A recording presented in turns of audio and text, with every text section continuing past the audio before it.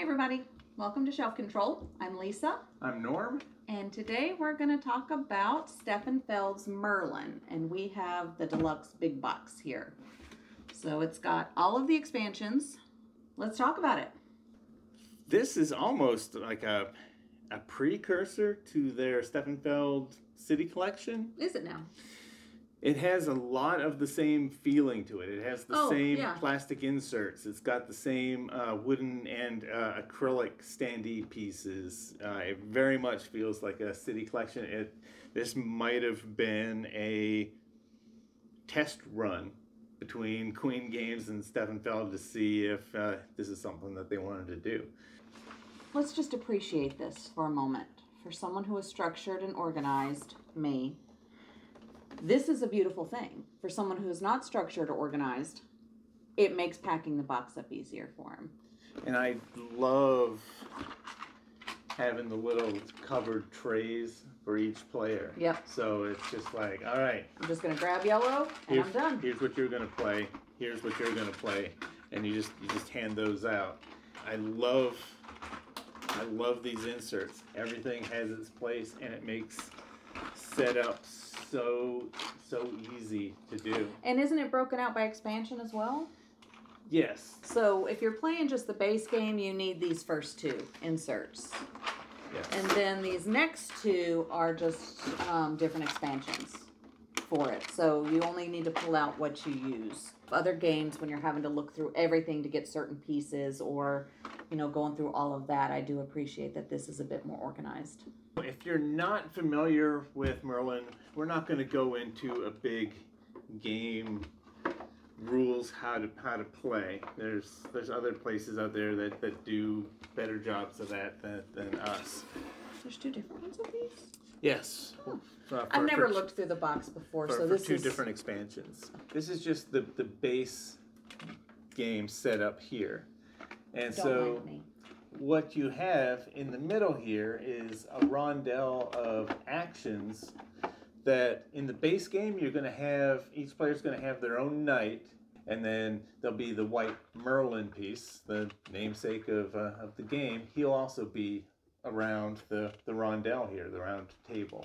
You'll roll 4 dice in the base game, 3 of your color and 1 white die. This is a roll and move game, like Monopoly or Clue or any of those games. Did you really just compare this to Monopoly and Clue? It's a roll and move game. But what makes it unique is you roll all your dice at once and your knight can only move clockwise around, but on your turn you're going to pick one of your 3 colored dice and have your knight move that many spaces and take the action on it. And then on another turn, you'll pick another one of your dice and move him again, and he moves clockwise. The Merlin can be moved by any player because everyone has a white die. And Merlin can go clockwise or counterclockwise. So glad to hear you say it correctly this time. They get after me when I say anti-clockwise. He's not British. So I'm Canadian. It's not the same thing. So he can go either way, and because everyone has a white die, if you've got a white really 2, mess with you, and you're like, okay, if he moves 2 that way or 2 that way, I don't want to do either of those things. Maybe I'll wait, and Lisa will move them, and I can see, okay, she's got a white 3. That'll put him either here or here, and then okay. Hopefully she moves them that way because then I can move them 2 to really do that. So you can kind of wait. And I'm thinking, okay, I don't want either of those actions with 2. So I'm going to wait for him to move Merlin. And then it's just a waiting game. So, yeah. So the good thing is they can't mess with your person. But they can certainly mess with Merlin. And with a lot of the modern games that have dice rolls, there's different ways that you can mitigate that. You can get your hands on an apple, and you can spend an apple to set any die to whatever number you want, which is good. As you're going through collecting things, you're going to collect these flags of different colors, and each different colored flag does something else special. Like the blue flag, you can, if you have the blue flag, you can spend it, and then when you play your die, you can go counterclockwise instead of clockwise with your knight. If you have the brown, you move your knight and then jump them across to the exact opposite space on the other side of the round table. Or the purple one lets you take a die and flip it over to the opposite side value. So you have all these different ways that you can mitigate your die rolls, and you have so many choices that it doesn't feel like a roll and move game. You're not, on your turn, you're not taking a die, rolling it, and having to move that many spaces. You've got the choice of which die you want to do, and you have so many options to mitigate those rolls. That is the basic gameplay.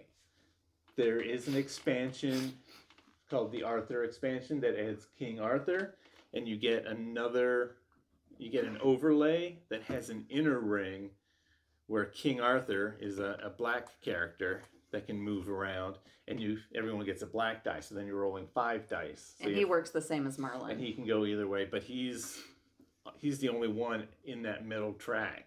And so that gives you another option on your turn to possibly get what you need. The different things that you're collecting, it's very much like a Feld game where you have so many different ways of getting points. Yes. The Traders has that old Feld mechanic of here's something you have to deal with, and if you don't, you're going to lose points.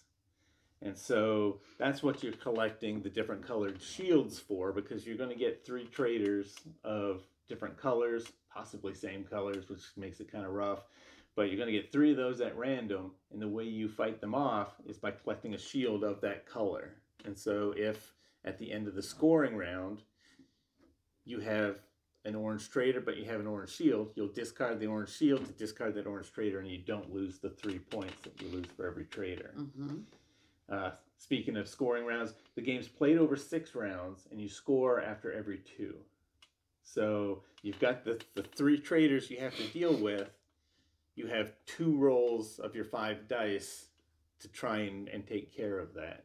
And there's things on the board, moving your knight or Merlin, or if you're playing with the expansion King Arthur, that can give you shields, or it gives you the opportunity to trade something in for something else. So you can get a shield that way. So there's many different ways you can get what you need. And all the times we've played it, we have never not defeated all of the traders. So that has not been an obstacle for us. Yeah, but I think we've learned Feld pretty well to know that there's going to be some type of mechanic like that in the game. So we're prepared when we play his games to know that we've got to multitask.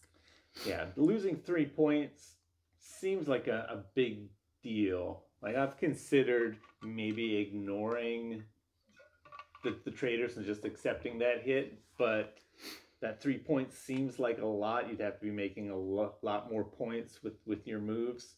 And we haven't talked about the mission cards, which also encourage you to do certain things. So the mission cards, I don't have them. Some of them in here. There's going to be a deck of cards, which you're going to start with 4 of, and they will have a requirement on them. Let's find a nice simple one here. So here's get rid of the glare. It requires you to have 2 shields, purple and a black. Yes, so black's on the top, purple there. So if you have this in your hand, at the end of your turn, if you meet the requirements of one of these, you can just cash it in, and this one's worth 2 points.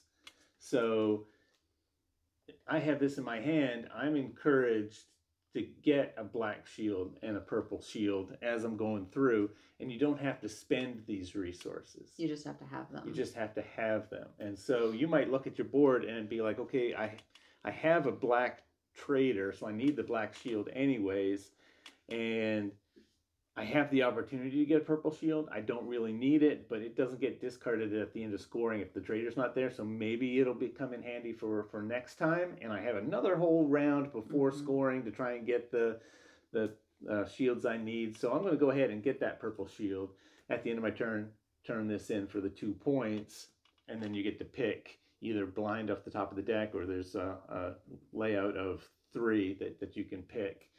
These are a pretty big part of the game.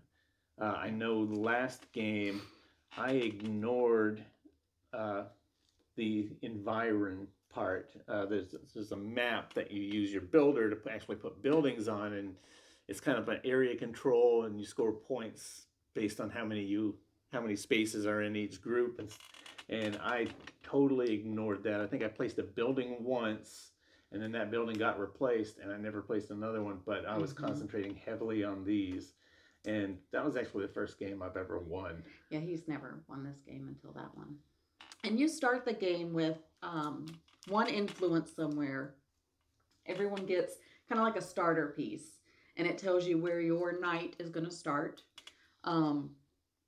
It tells you where you're going to put 1 influence, so you'll put 1 influence in one of the colors. You'll get a flag of a certain color, and you'll get a shield of a certain color. So that's how you start the game. And a building material. And 1 building material. It gives you 1 of each of the 4 things, but scattered. Yeah, scattered around. And then you just go from there, and that's where you start building up your, I guess, kingdom. And in one of the expansions, it has these. What are these called? Well, they're called the Picts. The Picts. P-I-C-T. Oh, Picts. Picts. Yeah, P-I-C-T. Picts. So you've got different ones. They're all different, and they have number values and then some type of resource. And so there's certain places when you're playing with the King Arthur expansion, there's a place where King Arthur will land that you can choose one of these. And you'll just pick one. There's always 4 face up at one time. You'll pick it, and there's a place you'll put it on your tableau, and you get that resource right away for it. But at the end of the scoring rounds, whoever has the highest value of the numbers gets 3 points. And the person who has the lowest number loses 3 points. So in a 2-player game, that's a 6-point difference, which is pretty huge. But in a 3-player or 4-player, you're going to have 1 or 2 people potentially that don't have any change. But if multiple people tie for the highest, they both get it, the 3 points. If multiple people tie for the lowest, they all lose those 3 points. So that can be a pretty big change in the scoring of the game. So I was pleased with how these worked in the multiplayer game. It doesn't quite sit right with me in the 2-player game. There's no change in the rules. So it works just fine. The person who has the highest gets 3 points. The person who has the lowest loses 3 points. And so that's a 6-point swing. But we've been playing it with the rules as written, and like I said, I hadn't won a game until last night, but looking at the scores, if I didn't lose those, I think it was those like 9 points that I lost. Yeah, because it was every scoring. So those 9 points that I lost, if I had those back, I wouldn't have passed her. So I don't know. I can't really. It doesn't sit right with me, but I don't have any data that shows that's busted either, because that didn't lose me the game. Other things lost me the game. So. And in part of that area control, some of the expansions give different terrains in that area control, where it can be, you can get a resource, or you can get a shield and a flag of an area you have influence in. A flag and a shield, yeah. But then there's also some with the new expansion, with one of the expansions, that if you put your building on it, all the other players have to lose a shield or a flag. There's so it's kind of a take that. It might be like a shield and a building material, and they get to pick which one. And it's kind of a take that mechanic, and I don't like those in games, but we will play with it because we wanted a true reflection of the game. And I usually do not land on those. I will not purposely land on them. I just don't like that particular mechanic. I tend to avoid them as well, because it really seems like the rewards that you get from going someplace else. But he sure didn't mind going there once. Well, if you tie in a spot, like say the area is 4 and she has a building in it, at scoring, she's getting the 4 points. If I put a building in there, then you divide it. So she would get 2 and I would get 2. And so I would much rather share 4 points than just let her get all 4.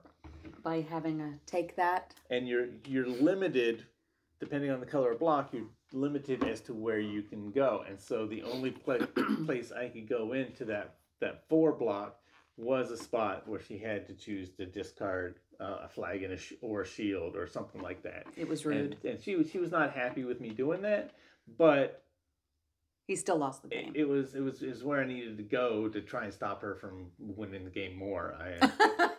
So when we played this with 4 players, we had those in, and it really did play out where people wanted more to get the rewards than try to harm other people. I think David did it once at the end of the game. He knew he was losing, and he was like, maybe I can do a gotcha, but he played it. And because you get to choose between the 2 things, either a shield or a building material or a flag or whatever, you just pick the one thing that doesn't hurt you. I mean, it doesn't feel good if it happens to you and it actually affects you in some way, but it also doesn't seem like that's the optimal play most of the time. So there are a number of modules that can be included into the game, and we've played with quite a few of them. There's a couple that we haven't yet played because we just haven't gotten to the point where we want to add more stuff. So there's actually one module that we added pretty early because I was pretty much under the impression that I wouldn't like it. You added this little big board on. It's a little big board? It's a little big board. I mean, it takes up a lot of space when you're. Yeah. We did not play with this with the 4 people because we were just playing here on our folding table, and if we all had this added on to everything else, we wouldn't have had room. Yeah, this game is a table hog for sure. But if you notice on the mission cards, there's a little symbol of some kind of character. This is the shield guy in the bottom corner. Yeah, we call him the influence lady, the flag guy, the shield guy, and the builder guy. So, and on this, there's a column for each one at the point level of their quests, 1, 2, or 3. And so when you complete a mission at the end of a turn, instead of getting those 1, 2, or 3 points, I have 4 markers that I start with. And so if I did a level 2 builder mission, instead of taking the 2 points, I could put my marker there, and it gives me an ongoing ability of whenever I place the builder in an area, I can choose any of the areas to put them on, not just the one where my knight is, giving me a little bit more flexibility with the builders. Or the level 1s, all the level 2s are like that, depend for all the different characters. The level 1s are all the same. If you do the level 1 builder, then every other builder mission that you complete gives you 1 additional point. So it'd be 2, 3, and 4 points for those. And so those can build up. And each level 3 gives you a special ability that you can do once per scoring round that gives you a special power. And they're pretty strong. Yeah, they're pretty strong because you're giving up 3 points to get it. So you need to make sure that you can get some good use out of it. I really thought that I would not like this, but I do like this. One of the main reasons is because if I don't want to do it, I can just totally ignore it and play the game like it's not even there. But there might be times where the shield guy, the level 3 is once per scoring. You can get rid of one of your traders and get a point. And so every scoring, you're ignoring one of your 3 traders and making that a little bit easier. Or you're be able to, if you do the build action, once per scoring, you can put 2 buildings down, which really helps with the area control. Now you still have to have the building blocks for it, but you can place 2 down, which is pretty good. And you have to complete the mission in order to get these abilities, and you have to be willing to sacrifice the points. So this is one that I would add to just about any game. Like I said, we didn't add it to the game last night because we didn't have table space for 4 people to have one of these, but it doesn't add any real confusion to the game, and it's totally optional whether you want to participate with it. And so I was pleasantly surprised. I did not hate this. Other modules, the big one that people say is almost a must-have is the Arthur expansion that adds the middle ring. I would agree. I mean, the base game in itself is just fine. Arthur, I'm gonna get it out. The Arthur expansion does add just that extra die, extra movement, just those little extra abilities. So I enjoyed adding that one. So if it changed up a couple things on the base game, there's a spot where if you land there, you can discard 2 of the missions from your hand and draw 2 more. That seemed like such a waste of a space. Right. I don't think anyone ever used that. And the Arthur replaces that.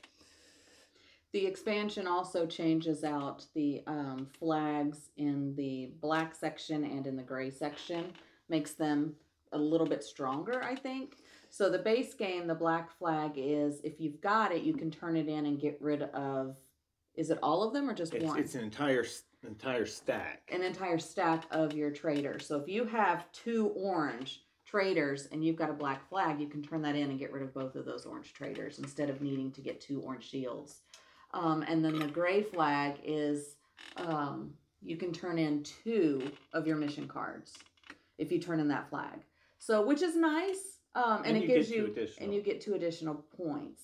But the replacements, that black flag, the flag changes to +1 or -1 of a die roll, and it can also make a 6 a 7 or a 1 a 0. So if you want to redo the spot you're in and you've got a black flag, you can turn it in and do that, and that's pretty strong. The new gray flag is my favorite flag. It allows you to use any die as any die. So you can use your regular knight die, which in my case would be yellow, and I can choose to make it Merlin or King Arthur's die and move them instead. So you could get an additional move. Yep. You move King Arthur with the black die, and then you can discard the gray and say this yellow die is also a black die, and move Arthur again. So those 2 flags I appreciate more. Whoop. We've lost our lighting. Dog just turned off our dog just turned off our light. But I do like the new flags better than the old ones. I'm gonna go. You gonna turn on that light? I'm gonna go step on the thing.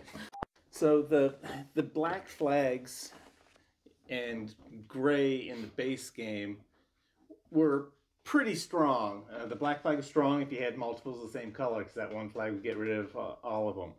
And being able to do 2 missions at once and get 2 additional points was pretty strong. But they were both very situational. If you only had 1 person in there, you would just get the shield that you needed. You wouldn't waste your time trying to get the black flag just to get rid of that one guy. Right.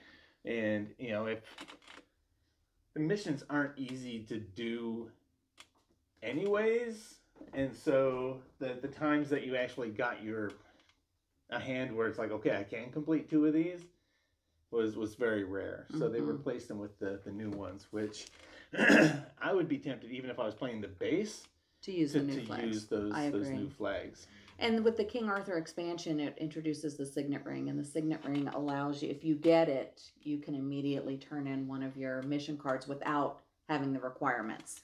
So if you've got a 3-pointer in your hand and it's going to take a while to get it, and you get that Signet Ring, you can turn it in automatically, get those points, and then at the end of your turn, you can turn in another mission card like you standardly would. So that's the benefit of the Signet Ring. And it also, at scoring, will add 3 to your total picks to determine first place and last place for those. So it can help keep you from being the last place person there.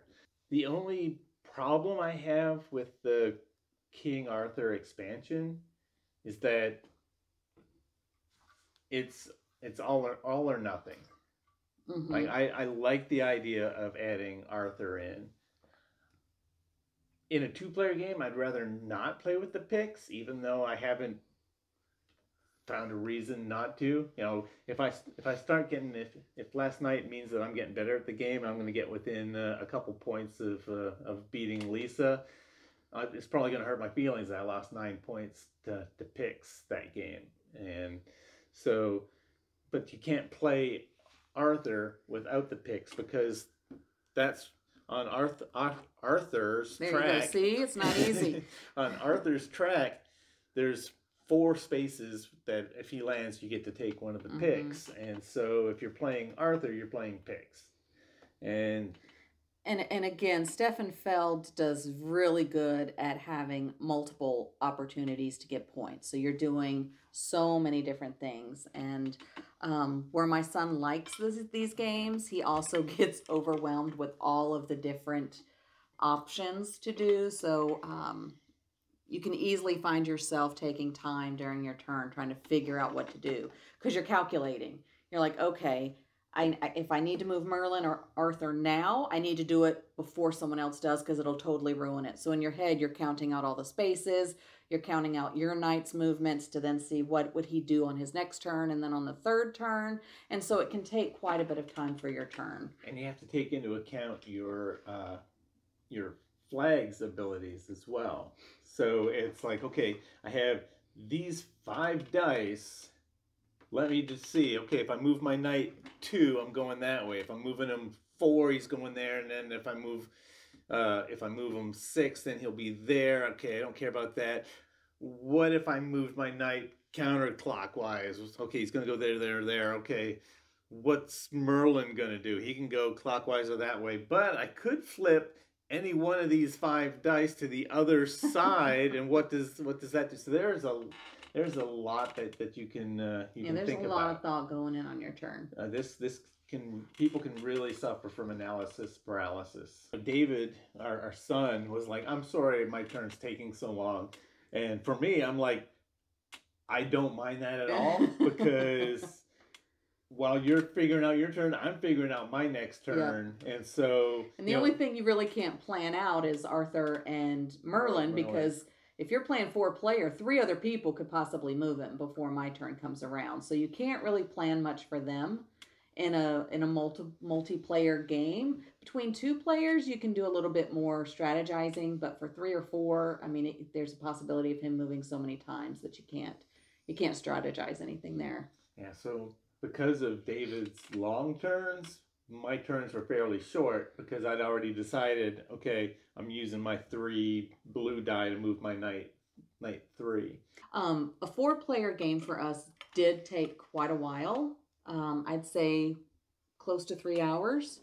But again, that was with a lot of distractions. Our other son came over for dinner, and so he hung out for a while. So we were all kind of chatting, just having a lot of distractions. So it would not have taken that long had we all just sat and played the game. Yeah, I'm one of those that if the game's got analysis paralysis, I don't care if you're taking a long time on your turn because I'm using that time myself. Well, I think for me it would depend on the game. If I'm enjoying the game, I wouldn't necessarily mind so much, but if I'm not enjoying the game, it's going to be a long night for me. Let's see, what else do we have? One module that we didn't get to try was you had the Knights of the Round Table. Oh, yes. Where when you set up in reverse turn order, there's an A stack and a B stack, and these give you like special powers that you can do during the game and a certain number of times a game. Like this one has one that happens 3. You can do it 3 times in a game. This one's got 6. And they all do different things to give you some powers that's different from everyone else. We haven't tried putting this in yet. The whole Morgana expansion, we haven't put that in. I've been a little bit reluctant to try the Morgana part because from what I've read, it has some take that elements that we don't. Yeah, we're just not big fans of take that. but it does add some other smaller module stuff that can get added in. And so we might try adding some in, and eventually maybe try the Morgana and see just how much of a negative play experience it actually adds to the game. Oh, and there's one module that I'm really interested in trying that we haven't done yet, and they're totally new districts. Yeah, I'm not sure how I feel about this one. So the way the base game is, you go to the orange district, you either get the orange shield, the orange flag, or the orange building material, or the an influence in the orange area. These are totally different. So, like, totally different. You'll make a certain district be the shield district. It has a spot for all the colors of the shields, and it replaces. So if you put it in the orange spot, then it's got a purple roof on it, so I think it's supposed to be purple. So you replace the purple with it, and now when you go there, you can put any of your workers there to get one shield, but if you put your shield guy there, you'll get two, and they can be any of the colors. And another one will be for building materials, and another one will be for flags, and then some other special abilities on it. I'm not sure how I feel about this one. I'm interested in trying this because it changes it so much. Does the flag or item get replenished if you take one? It'll have the stacks just the stacks. Okay, like got it. Stacks here. So, it basically changes from, I need a blue flag, so I need to go to the blue flag area it doesn't matter what flag I need to get to the flag area. And yeah, that would change it up a little bit. Plus I think some of the spots, because there's only three things other than influence. So you only need a flag spot, a building material spot, and a shield spot, and that takes up 3. And these other 3, they have like certain powers that you can do to get do some other weird stuff. So interesting. Yeah, we'll have to try curious to try that out.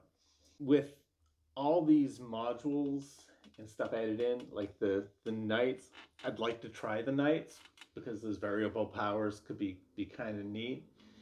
But one thing that I found is, as you add more and more modules to the game, you're adding more and more ways of getting what you want. Mm-hmm.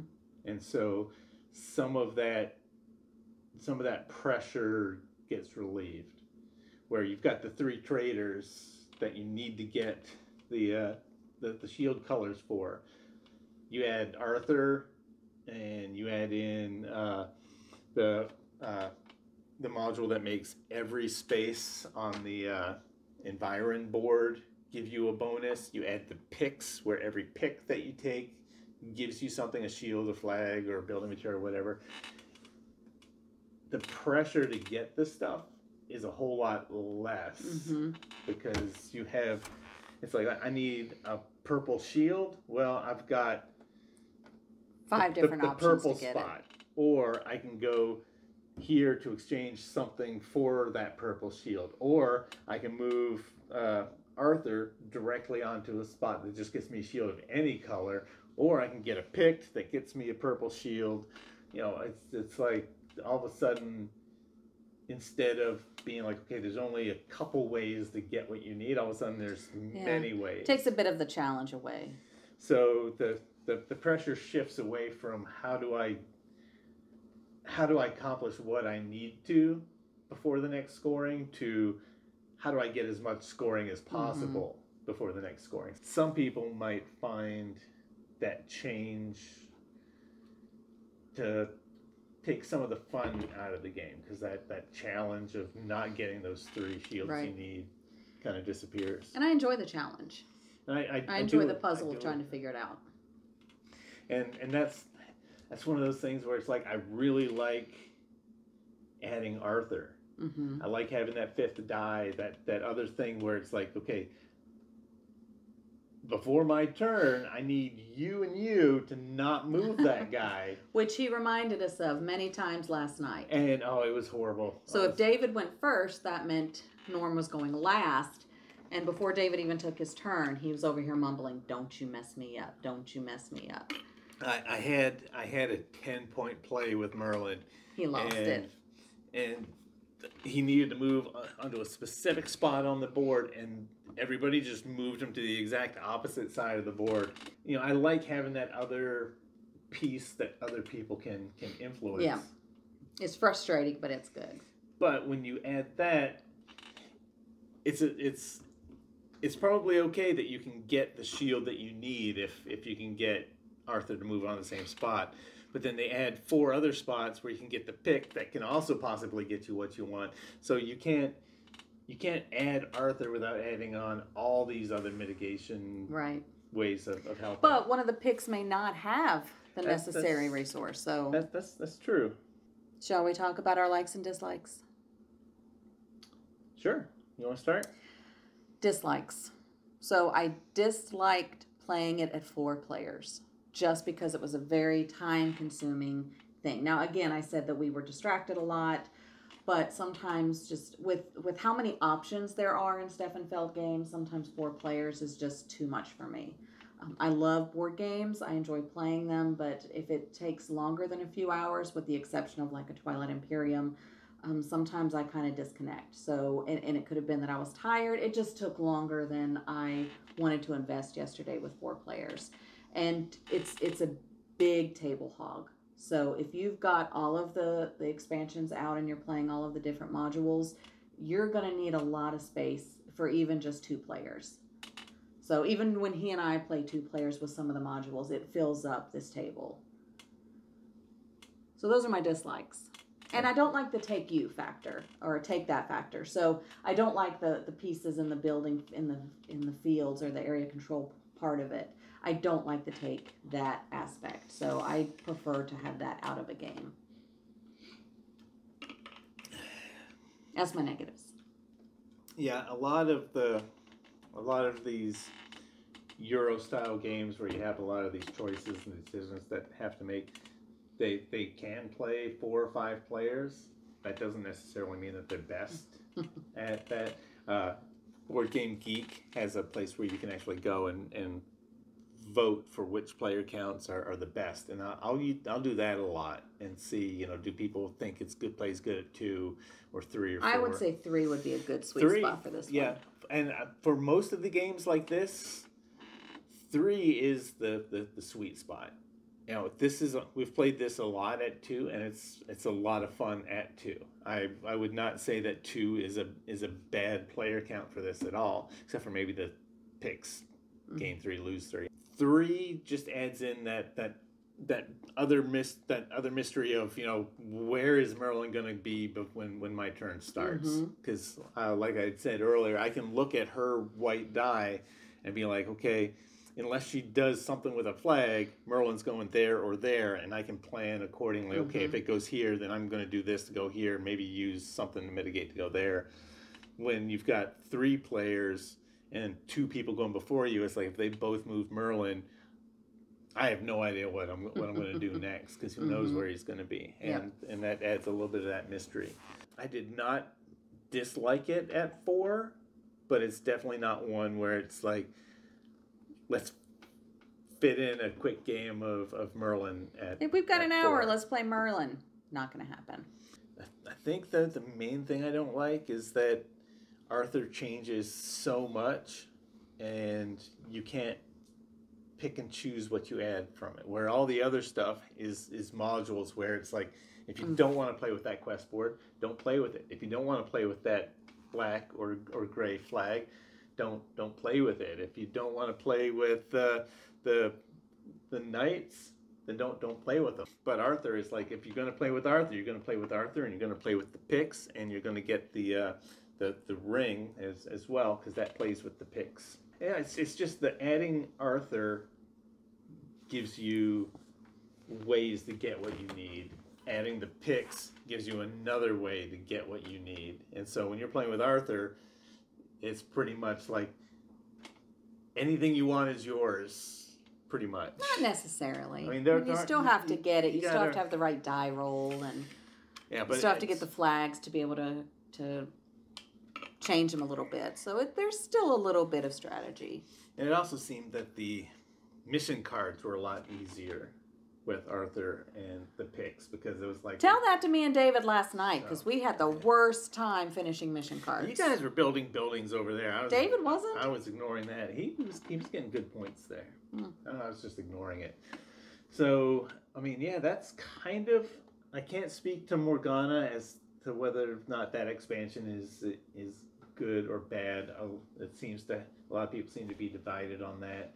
But even it has modular pieces.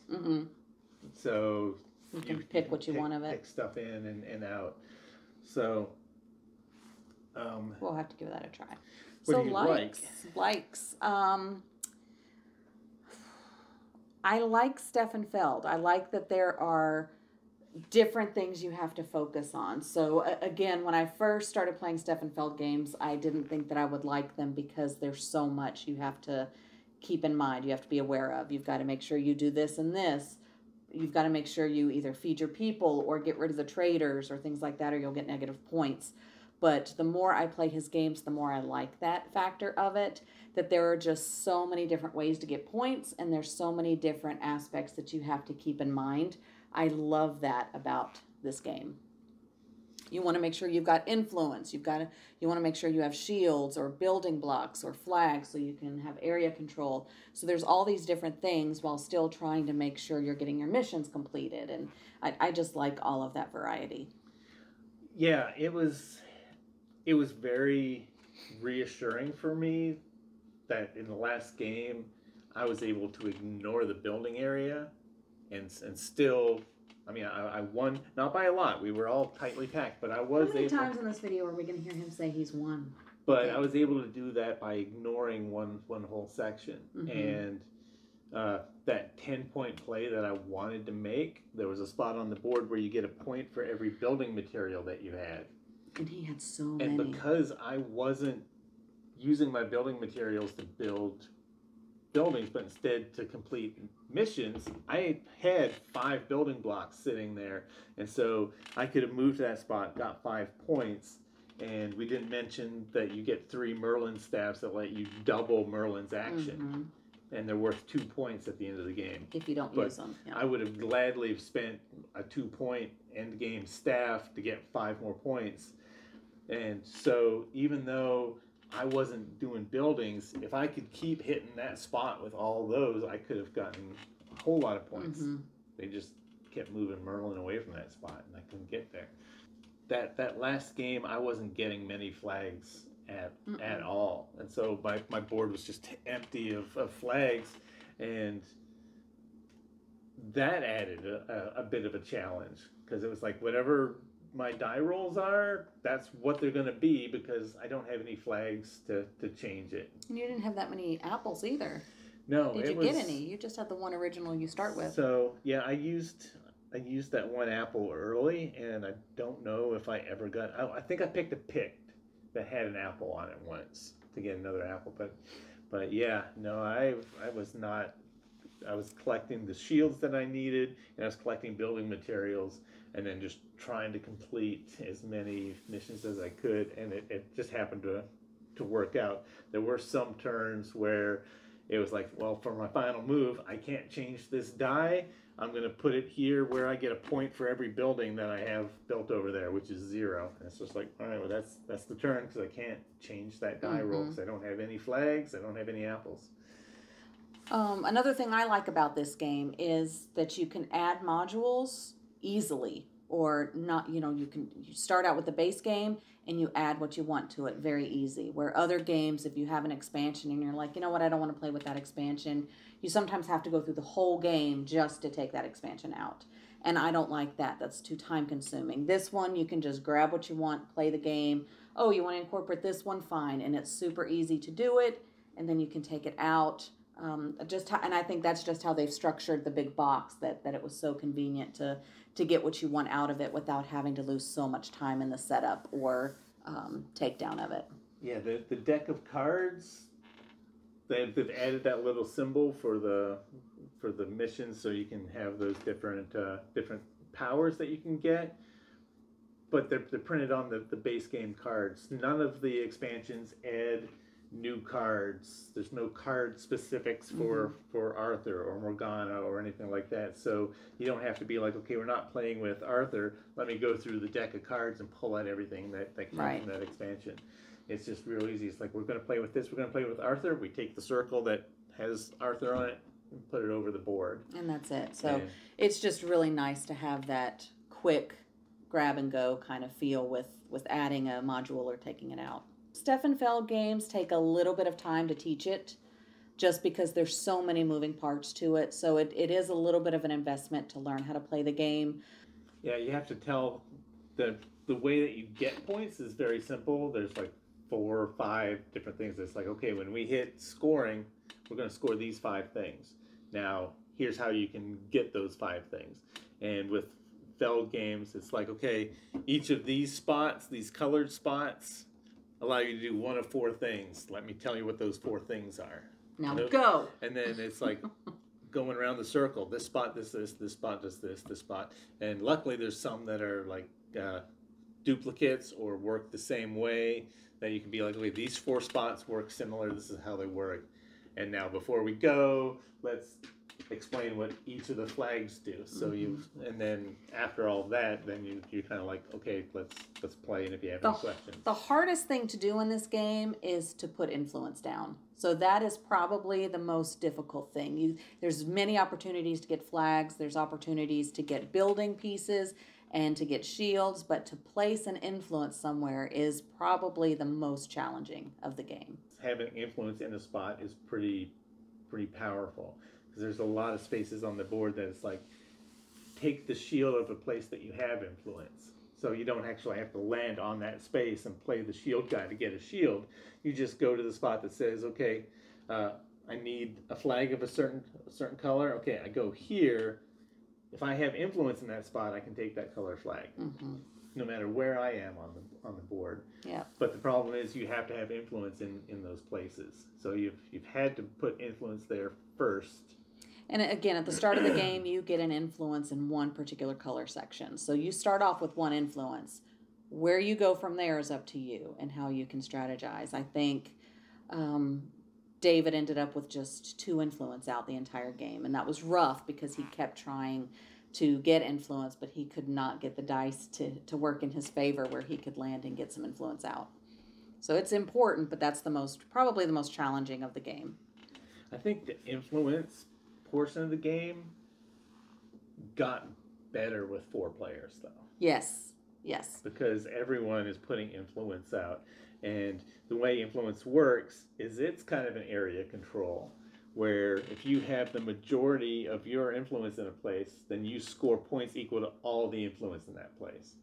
So if we're playing a 4-player game and we each have 1 there, it's going to be divided up. There's 4 we each points. Just get 1 so everyone point. gets 1. As soon as somebody throws a 5th one in there, the person who has 2 gets 5 points.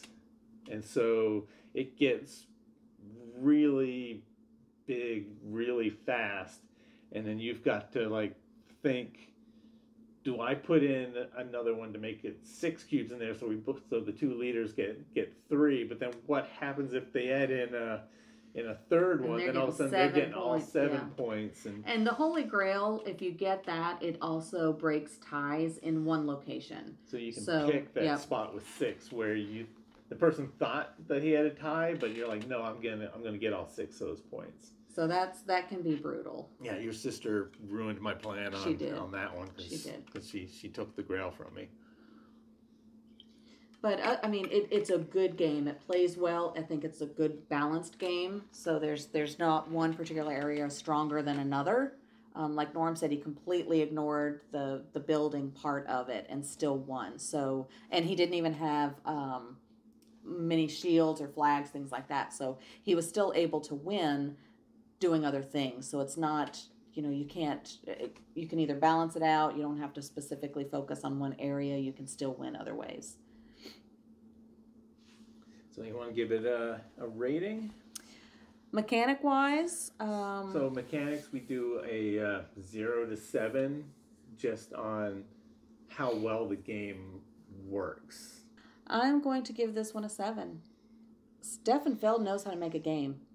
He does really well with it. He knows how to get the mechanics to work well with each other. So, and especially in this big box, just how they have everything together. I mean, that's not necessarily the game itself, but the big box does really well with breaking that all out and organizing it. But even just the base game itself, the components work really well. It's very easy to understand once you know the game. Solid 7.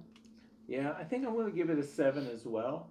I mean, there are complaints that I have about certain modules and things like that, but I don't think that I can dock the game. Like, I wouldn't want to dock the main game because you don't have to play with those. Particular module that you don't need to play with isn't there. Like, with all the different modules and stuff, you can design this game to play the way that you want it to. Yeah. And even just looking at the base game itself, it's well made. Yeah, this is actually one where it's like there'll be times where I might be like, let's just play the base game without the extra moving person, without the picks, without all the ways of possibly getting stuff, and go back down to the tougher way to play. And it's still enjoyable that way. Yep. But I'm like, I want to try the knights that make special abilities, certain things that you do easier, and other people have certain things they can do easier, and the one that changes the different areas. I haven't played that, but I want to try that too. So, yeah, I'm solid 7. I'm giving it a 7. Yep, Stefan Feld knows how to design a game for sure. Wow factor. So the wow factor, 0 to 3. A 3. This game's a 10 for me. You're gonna give it a 10. It's a 10.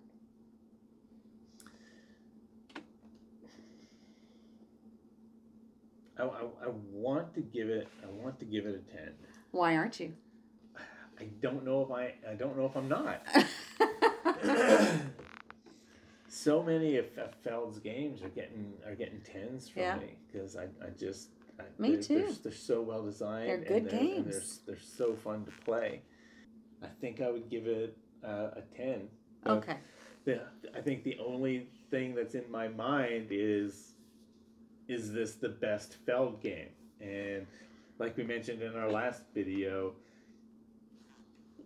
do we need to do a series where we just go through all of our Feld games that we haven't done yet and then do a top 10? Rank those, yep. Top 10 Feld, because I don't know if this would be the top Feld, but I could see it possibly being. I know what my top Feld is. So, if that's something you guys are interested in, we've got, I think I counted 5 or 6 other Feld games that we haven't. Oh, there's a dog. There's a dog tail. that we haven't even.